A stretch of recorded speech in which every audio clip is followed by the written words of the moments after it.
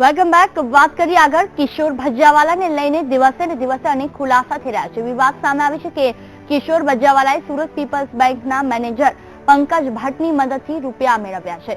કિશોર ભજ્જાવાલાએ 3 દિવસમાં રૂપિયા 8 લાખ કન્વર્ટ કર્યા હતા.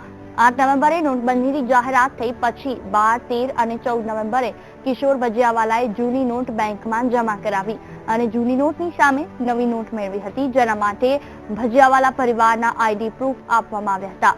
સીબીઆઈએ પણ પોતાની ફરિયાદમાં 8 લાખ રૂપિયાનો ઉલ્લેખ કર્યો છે. કિશોર ભજ્જાવાલા, તેના 2 પુત્ર અને સુરત પીપલ્સ કોઓપરેટિવ બેંકના મેનેજર પંકજ ભટ્ટ વિરુદ્ધ સીબીઆઈ દ્વારા ફરિયાદ દાખલ કરવામાં આવી છે. સુરતના ઉધના વિસ્તારમાં આવેલી આ જે બેંક છે, જેની અંદર કિશોર ભજ્જાવાલાના પૈસા જમા હતા, તેના લોકર્સ હતા અને પંકજ ભટ્ટ નામના જે બેંક મેનેજર છે તેની મિની ભગતથી આખું ષડયંત્ર રચવામાં આવ્યું હતું, કાવતરું રચવામાં આવ્યું હતું. સીબીઆઈએ કરપ્શન એક્ટની ફરિયાદ દાખલ કરી છે. મહત્વની વાત એ છે કે સીબીઆઈએ જે ફરિયાદ દાખલ કરી છે તેમાં ઇન્કમ ટેક્સ વિભાગે જે તપાસ કરી છે તેની વિગતોને આધારે આ ફરિયાદ દાખલ કરવામાં આવી છે.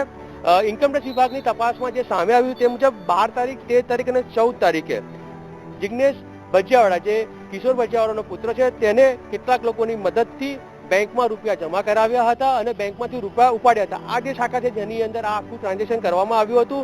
12 તારીખની જો વાત કરવામાં આવે તો 12 તારીખે 1 લાખ રૂપિયા સુધીની જે રકમ હતી જૂની નોટે જમા કરાવવામાં આવી હતી અને નવી નોટો મેળવવામાં આવી હતી. આ રીતે 13 તારીખે પણ 2 લાખ રૂપિયાની રકમ જમા કરાવવામાં આવી હતી અને ઉપાડવામાં આવી હતી. 14 તારીખે 4 લાખ રૂપિયાની રકમ જમા કરાવવામાં આવી હતી અને ઉપાડવામાં આવી હતી.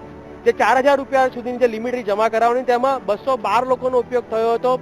ચાહે નવી નોટ લેવાના કેસમાં 175 લોકોનો ઉપયોગ કરવામાં આવ્યો હતો અને ભજ્જાવાલાએ આ સહિત 350, એટલે કહી શકાય કે કમસે કમ 700 થી 800 લોકોનો આખા ટ્રાન્ઝેક્શનમાં ઉપયોગ કર્યો હતો અને તેમની મદદથી આજે આખું જૂની નોટ જમા કરાવવાનું અને નવી નોટ મેળવવાનું આખું ષડયંત્ર રચવામાં આવ્યું હતું.